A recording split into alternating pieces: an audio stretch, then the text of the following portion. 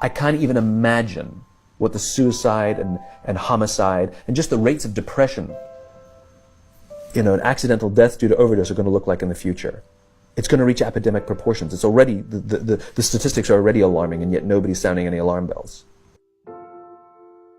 Parents have to intervene. We have to stop giving our kids free access to social media and phones at young ages. They are not ready for it. Their minds cannot cope with the dopamine.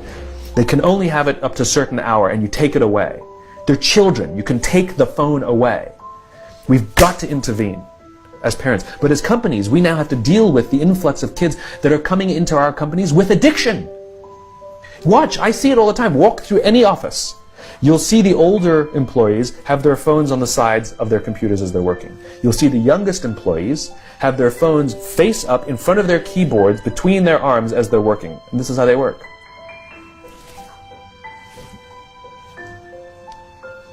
And the science is alarming. They did experiments on mice where they did the multitasking. They put flashing lights to mimic going from the computer to the cell phone, the computer to the cell phone to the TV.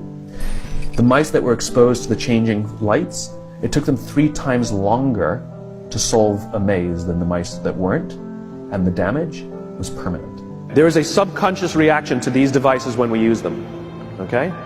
What if I were to hold my phone while I'm talking to you? I'm not checking it, it's not buzzing, it's not beeping, I'm nothing, I'm just holding it. Do you feel at this moment that you are the most important thing to me right now? No, you do not. Because there is a subconscious reaction we have to the device. When it is out, it makes the people around us feel that they are less important.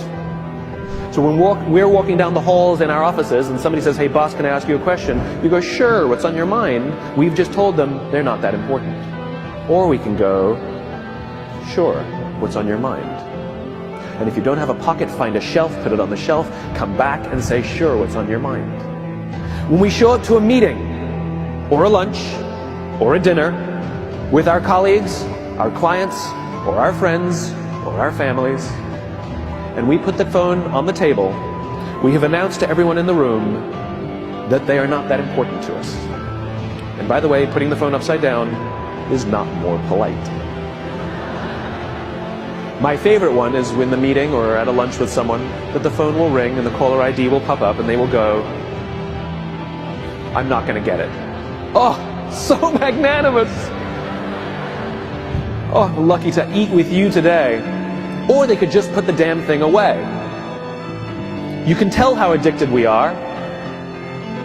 When somebody pulls out their phone when you're with them, how uncomfortable does that make us feel?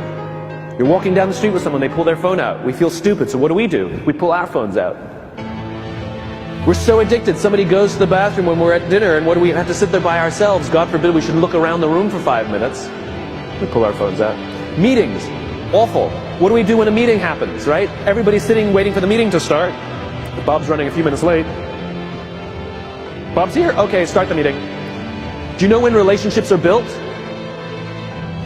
All that in between time.